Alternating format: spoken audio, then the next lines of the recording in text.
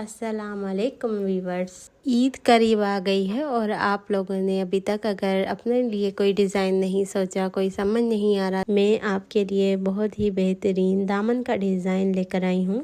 ये दामन का डिज़ाइन बहुत ही खूबसूरत है। इसको आप प्लेन फैब्रिक पे भी बना सकते हैं और प्रिंटेड पे, जैसे कि मैं बना रही हूँ। आप इसको मज़ीद खूबसूरती देने के लिए सीक्वेंस भी लगा सकते हो। सीक्वेंस से इसकी लुक और भी अच्छी आ जाएगी ईद के हिसाब से। और यहाँ पे मैंने बुकरम लिया है। बुकरम की लेंथ मैंने 9 इंचेस रखी है और चौड़ाई जितनी रखेंगे जो डीप होगा वो अब हमारे दामन के मुताबिक होगा।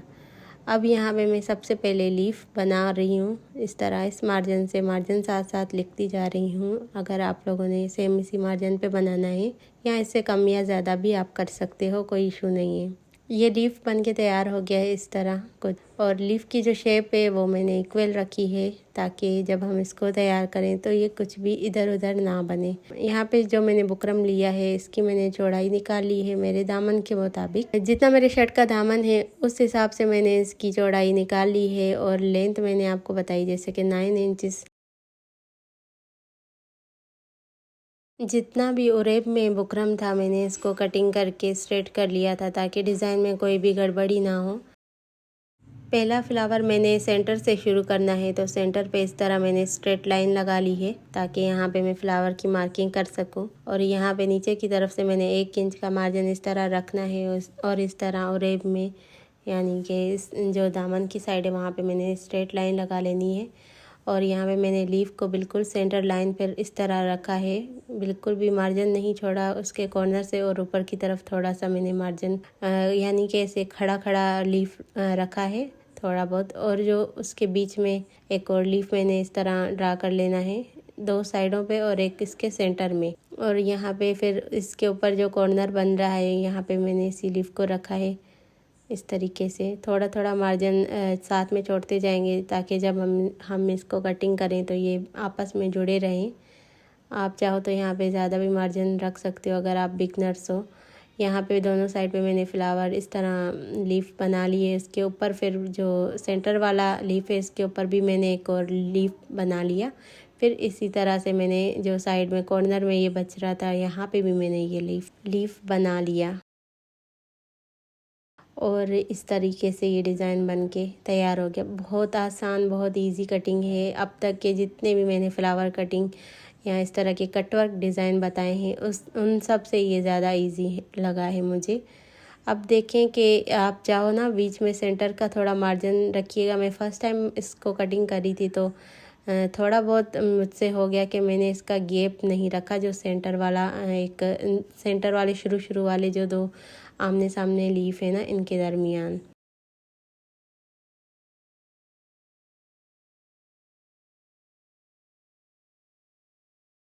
ये देखिए यहाँ पे जो मैं इसको बिल्कुल स्ट्रेट लाइन पे लीफ को बना रही हूँ ना, आप थोड़ा सा तकरीबन 2 से 3 पॉइंट का यानी कि टोटल गैप जितना रखना है ना आपने आधे इंच का कम अज़ कम रखना है ताकि आप लोगों से कोई भी मिस्टेक ना हो। जो भी मेरे माइनस पॉइंट होते हैं मैं वो भी साथ साथ आपको बताती हूँ ताकि आप लोग मेरी गलतियों से आप गलती ना करें। तो इसलिए ये देखिए ये नेक और बाजू के डिज़ाइन मैंने बना के अलग किए हुए हैं, लेकिन मैंने इनकी कटिंग स्टिचिंग नेक की मैंने शेयर की हुई है और बाकी मैंने स्लीव्स की नहीं की है।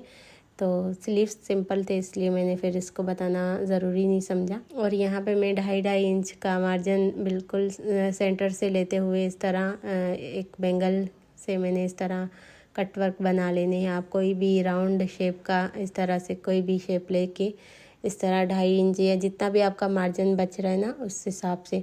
और जो मैंने इनके साइड्स का गैप रखा है ना वो मैंने 6 इंच रखा है क्योंकि ये लार्ज साइज़ का था तकरीबन मतलब मीडियम टू लार्ज का था दामन। अगर आपका स्मॉल है तो आप 5.5 या 5 भी रख सकते हो, अगर एक्स्ट्रा लार्ज है तो आप 6.5 भी रख सकते हो।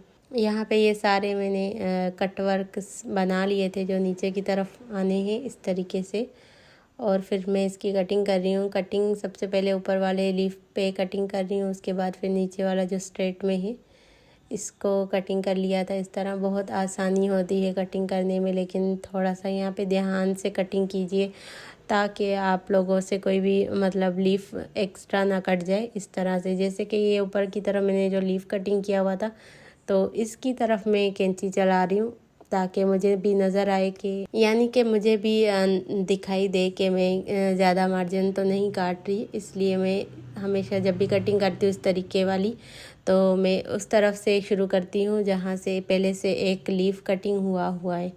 और अगर आप लोगों से ये कटिंग सही से नहीं होती, इक्वल नहीं होती, तो आप पहले से सेंटर की लाइन लगा लें ताकि आप लोगों से कोई भी मिस्टेक ना हो, ये इक्वल कटिंग हो जाए।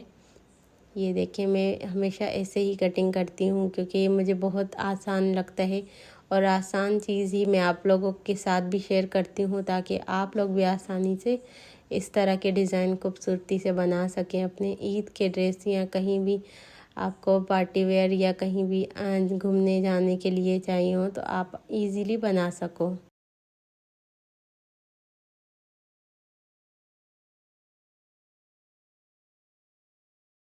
अब ये मैंने एक लीफ कटिंग कर लिया था, उसके बाद अब मैं सेकंड लीफ को इस तरीके से कटिंग करके बता रही हूँ कि जिस तरह आजकल बताया जाता है, जो भी सिस्टर्स होती हैं जो इस तरह बताती हैं, इससे मतलब मुझे बहुत मुश्किल हुआ था।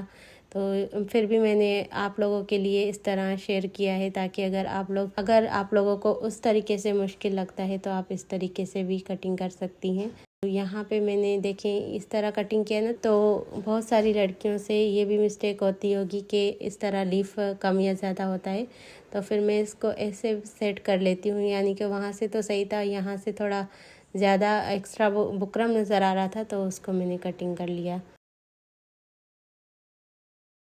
और ये एक और लीफ कटिंग करने का मतलब, जैसे कि मैं लीफ कटिंग करती हूँ ना, तो आप यहाँ पे सेंटर की लाइन पहले लगा लें, उससे ये स्ट्रेट मतलब लीफ नज़र आता है, तो ये इधर उधर नहीं कटिंग होती, कॉर्नर अच्छे से बनते हैं। और आप लोगों को कैसा लगा मुझे ज़रूर बताइएगा।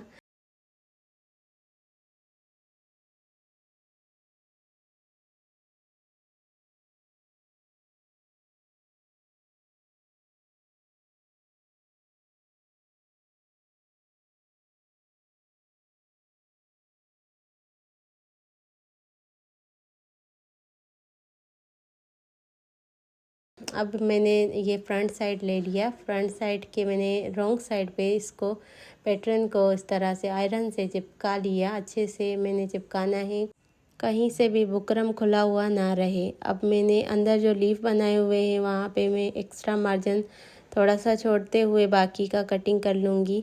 इस तरह से जैसे कि मैं कर रही हूँ, थोड़ा थोड़ा मार्जिन छोड़ते हुए मैंने सारे लीव्स की कटिंग करनी है और फिर छोटे छोटे कट्स भी लगाने हैं। छोटे कट्स आपने आराम आराम से और एहतियात से लगाने हैं ताकि आप लोगों से कोई भी गड़बड़ी ना हो। और जब हम इस छोटे कट्स को लगाते हैं तो ये आराम से बैक साइड की तरफ टर्न हो जाता है सारा फैब्रिक। मेरे पास ग्लू ख़त्म हो गई थी तो मैंने जो बची हुई डिब्बी में थी उसका सहारा लिया। हाँ, क्योंकि इस वक्त मैं नहीं जा सकती थी लेने के लिए और मजबूरी बनी हुई थी, सूट भी मैंने अर्जेंट बनाना ही था, तो इसलिए फिर जो बची हुई थी उसको मैंने इस तरह से जुगाड़ कर लिया था ताकि मेरा डिज़ाइन अच्छे से बन जाए। क्योंकि ग्लू के बगैर इस डिज़ाइन को बनाने का मैं सोच भी नहीं सकती हूँ। वैसे आप लोग बना सकते हो, उसका तरीका ये है कि आप सिलाइयाँ लगाते जाओ, इससे ये होता है कि सिलाइयाँ बहुत ज़्यादा नज़र आती हैं। ग्लू ले लें एक बार, ग्लू का ख़र्चा बहुत कम होता है लेकिन इसके फ़ायदे बहुत ज़्यादा हैं। इसमें आप टेंशन नहीं लिया करो कि ये महंगी मिलती है, महंगी नहीं मिलती है, बहुत सस्ती है। और यहाँ पे मैंने इन सब के कटवर्स को मैंने रॉन्ग साइड पे इस तरह फैब्रिक को टर्न करके, ये देखिए कितना नीट हो गया है।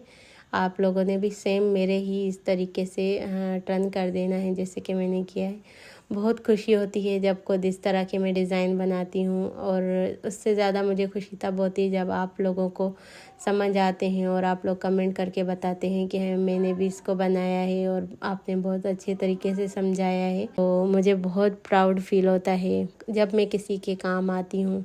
तो ये देखिए, यहाँ पे मैंने ऑर्गेन्जा इतना कटिंग किया है जितना कि मुझे चाहिए था, बुकरम जितना एक्स्ट्रा है और जितना मुझे इस डिज़ाइन पे लगाना है, इस तरह से कटवर्क को कवर करते हुए।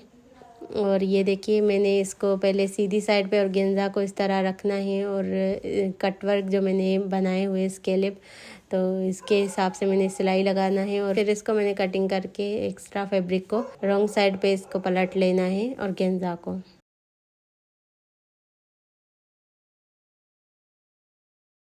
ये देखिए मैं इसके लिप के आसपास इस तरह सिलाई करती जा रही हूँ, बुकरम के ऊपर नहीं, बुकरम के साथ साथ।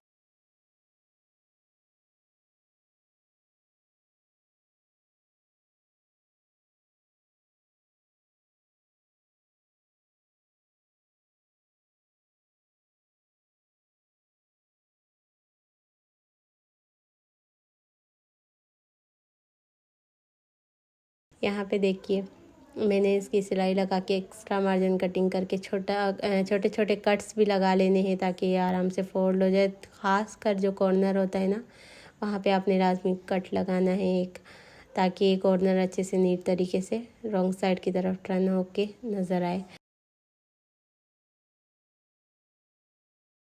यहाँ पे मैंने ऑर्गेन्जा को सारे को पीछे की तरफ इस तरह पलटा लिया था।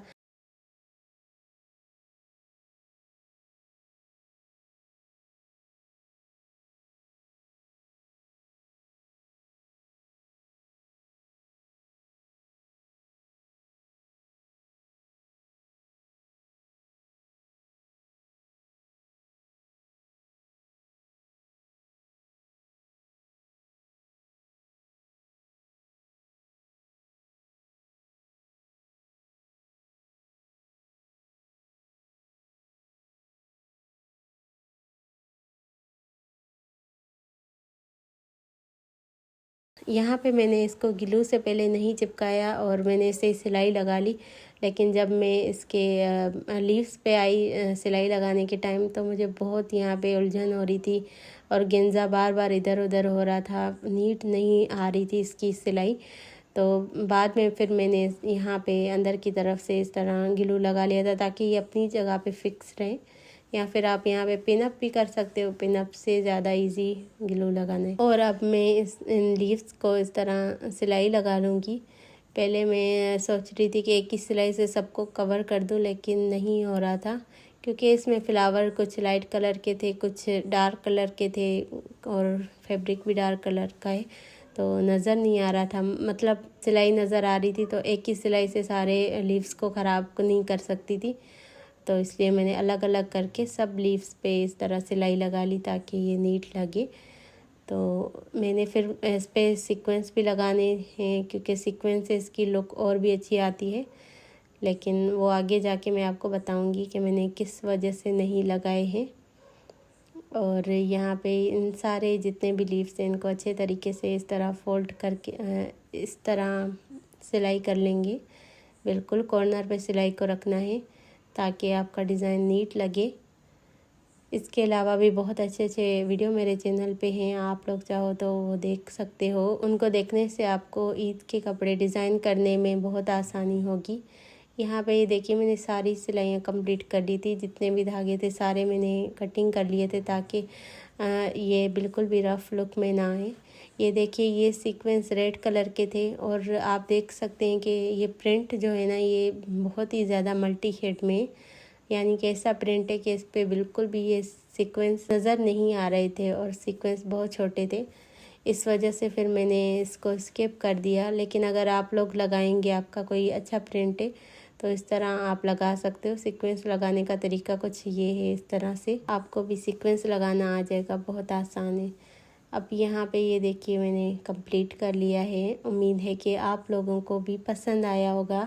अगर पसंद आया है तो प्लीज़ मेरे चैनल को सब्सक्राइब कर लो अगर नहीं किया है तो, और बेल आइकन को भी प्रेस कर लो ताकि जो भी मेरी वीडियो अपलोड हो तो उसका नोटिफिकेशन भी आप तक पहुंचे।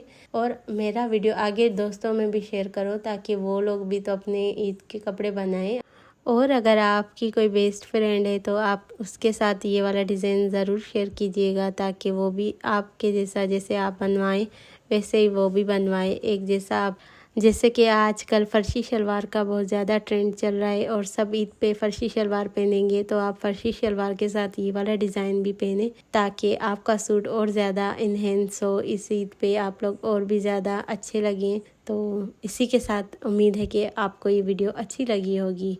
तो इसी खुशी में मेरे वीडियो को लाइक भी कर दो प्लीज़, क्योंकि लाइक कम होते हैं, व्यूज़ ज़्यादा होते हैं। लाइक भी किया करो, कमेंट भी किया करो, ताकि मुझे और भी मोटिवेशन हो कि मैं इससे भी अच्छे अच्छे डिज़ाइन आप लोगों को बना के सिखाती रहूँ। इसी के साथ आज की वीडियो यहीं पे एंड करती हूँ। अल्लाह हाफिज़।